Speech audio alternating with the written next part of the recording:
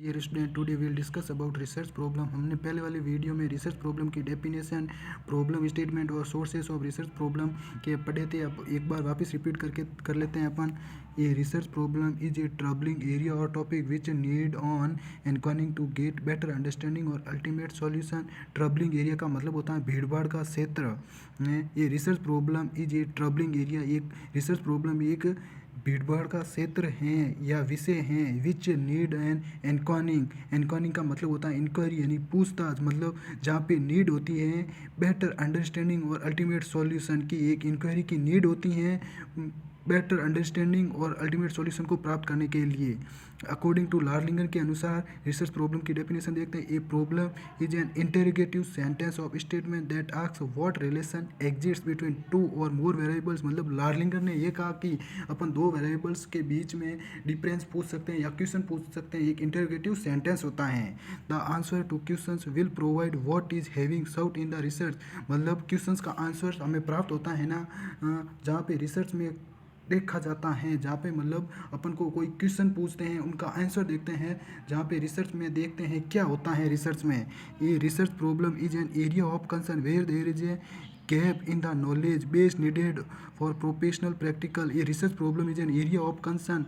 Concern का मतलब होता है चिंता, चिंता का क्षेत्र है। ये रिसर्च प्रॉब्लम एक चिंता का क्षेत्र है जहाँ पर गैप होता है नॉलेज में, मतलब प्रोफेशनल व्यवसाय में एक गैप आ जाता है नॉलेज के आधार पर। प्रॉब्लम स्टेटमेंट कौन कौन से प्रॉब्लम स्टेटमेंट होते हैं?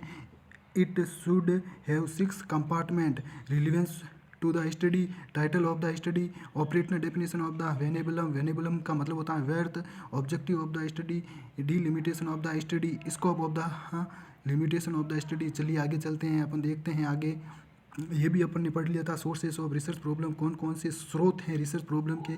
पर्सनल एक्सपीरियंस के द्वारा, practical experiences, critical appraisal of literature, previous research, social issues, existing theories, brainstorming, intuition, folklores और कंसल्टेशन विद। मैं एक बार आपको ये वापस बता देता हूँ। पर्सनल एक्सपीरियंस अपन देखते हैं। पर्सनल एक्सपीरियंस दिन पे दिन अपन जो काम करते हैं अपना पर्सनल एक्सपीरियंस बढ़ता जाता है। और प्रैक्टिकल एक्सपीरियंस अपन जहाँ पे प्रैक्टिकल करते हैं वो रिसर्च में अपन को बहुत सारे आइडियाज़ प्रदान कर सकता है। अपन ने क्रिटिकल अप्रेजल मतलब अपन बुक से क्रिटिकल स्टडी कर सकते हैं, बुक्स पेपर न्यूज़पेपर से भी अपन स्टडी कर सकते हैं। आगे देखते हैं।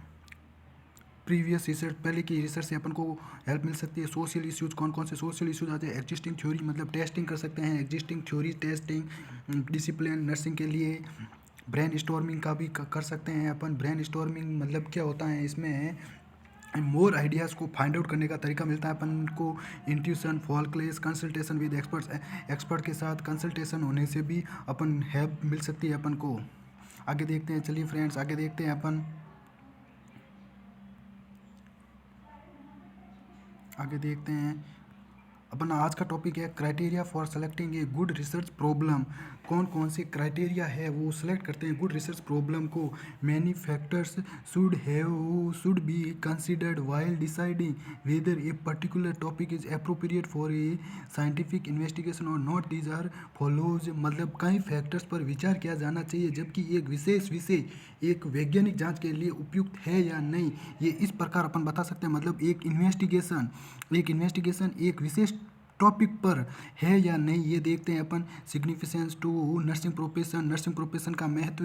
ओरिजिनल, चलिए आगे देखते हैं। फिजिबल, सोर्सेज, सोल्यूबल या रिसर्चेबल, करंट इन्वेस्टिंग। आगे देखते हैं। सिग्निफिकेंस टू नर्सिंग प्रोफेशन, पहला पॉइंट है नर्सिंग प्रोफेशन का महत्व। Problem which a researchable is selecting should have significance to nursing profession और it will not serve any purpose. मतलब एक प्रॉब्लम को अपन यूज लेते हैं, उस पर विचार करते हैं, वो नर्सिंग प्रोफेशन के लिए महत्वपूर्ण है या नहीं, या इसका कोई उद्देश्य नहीं है, वो कुछ काम की नहीं रहती हैं अपन की रिसर्च। ये problem could be considered significant for nursing profession fulfill the following criteria। मतलब एक प्रॉब्लम का महत्वपूर्ण, मतलब एक महत्वपूर्ण प्रॉब्लम फॉलोइंग क्राइटेरिया से अपन फुलफिल कर सकते हैं। The client will improve clinical nursing practice, client की क्लिनिकल नर्सिंग प्रैक्टिस को इम्प्रूव करके provide solutions of current nursing practice को प्रोवाइड करना। Need promotes nursing theory development और टेस्टिंग को प्रोवाइड कराना चाहिए।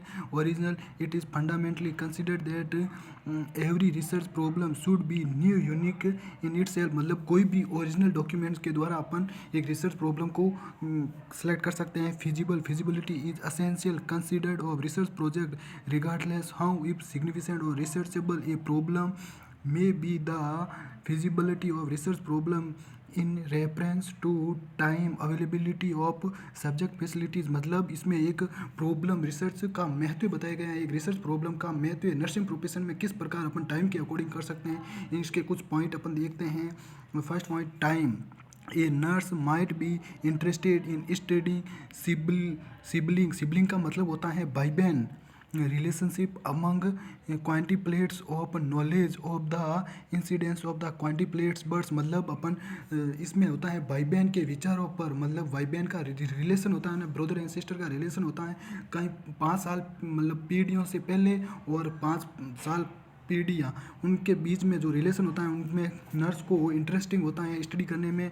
Coast all researcher projects cost many, some studies are more expensive than others, मतलब कई प्रकार की कोस्ट लगने से स्टडी अपन की एक्सपेंसिव हो सकती हैं। Equipment and supplies, what is the equipment that will be needed, कौन कौन से इक्विपमेंट की नीडेड होती हैं। एडमिनिस्ट्रेशन सपोर्ट, कौन कौन से एडमिनिस्ट्रेशन अपन को सपोर्ट करते हैं। Many researchable projects require administration support, कई प्रकार की रिसर्च प्रोजेक्ट्स होती है अपन को एडमिनिस्ट्रेशन सपोर्ट मिलता है। Peer support, many researcher ideas have some never been developed because potential researchers received no support from their peer, मतलब देयर अपन को कोई सपोर्ट नहीं कर सकता पीयर ग्रुप में।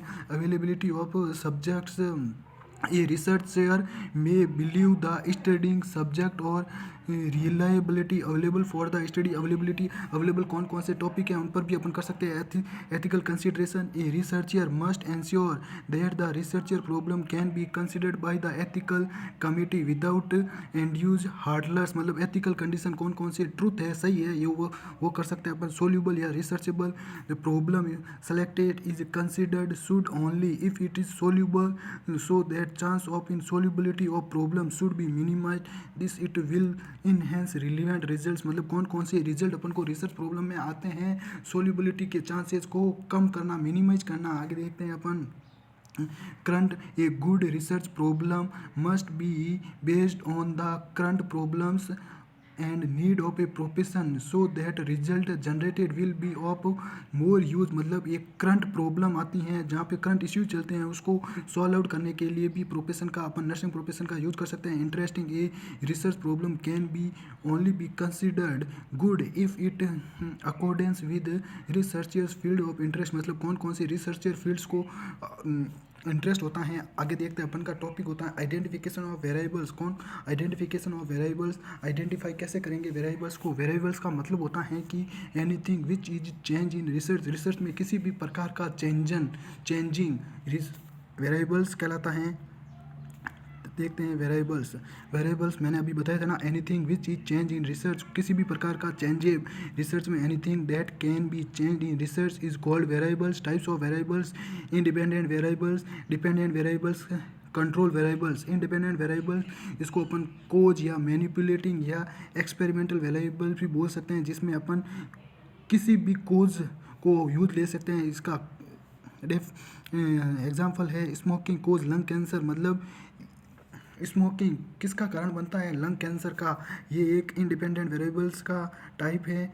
चलिए आगे देखते हैं dependent variables also known as effect और रेस्पॉन्डिंग वेरिएबल्स, मतलब अफेक्ट और रेस्पॉन्डिंग वेरिएबल्स दूसरा नाम है इसका। These variables are produced in response to independent variables का रेस्पॉन्स प्रदान करता है ये dependent variables. Control variables, some variables are under control in research activity को, मतलब कुछ ऐसे वेरिएबल्स है जो कंट्रोल करते हैं रिसर्च एक्टिविटी। एग्जांपल के लिए देखते हैं अपन effect of light on growth of plants, मतलब एक इफेक्ट पड़ता है लाइट का प्लांट्स की ग्रोथ पर लाइट होती है independent variables, growth of plant dependent variables, और water, soil, plant size are controlled variables. मतलब ये टाइप हैं कौन कौन से वेरिएबल्स का। अदर वेरिएबल्स कौन कौन से होते हैं? कैटेगोरियल वेरिएबल्स मतलब variables that can be categorise, variables categorise में बांटे जाते हैं। Can be measured by minimal nominal scale, मतलब नॉमिनल स्केल में अपन इसको बांट सकते हैं, या गिविंग नंबर मतलब रैंक के आधार पर अपन बता सकते हैं इनमें। And ordinal scale bye ranking, rank के आधार पर। एग्जांपल के लिए कैटेगरी में कैसे होते हैं? कोलगेट को अपन फर्स्ट रैंक दे सकते हैं, पेप्सोडेंट को अपन सेकंड रैंक दे सकते हैं, डाबर मंजन को अपन थर्ड रैंक दे सकते हैं, लाल दंत मंजन को अपन फोर्थ रैंक दे सकते हैं। एक्सटर्नल वेरिएबल्स या confounding variables, the outside variables which affect research activity, मतलब बाहर के वेरिएबल्स रिसर्च एक्टिविटी को अफेक्ट करते हैं। कंटिन्यूस वेरिएबल्स और discreting variables. Example boys and girls कौन कौन से आपस में एग्जांपल दे सकते हैं? Demographical variables, population related like age, gender, income, socio economic status etc। मतलब डेमोग्राफिकल वेरिएबल्स मतलब पॉपुलेशन में चेंजेज, एज में चेंजेज, सेक्स रेशियो में चेंजेज। थैंक यू फ्रेंड्स, आपको वीडियो अच्छा लगा तो लाइक शेयर ज़रूर कीजिएगा।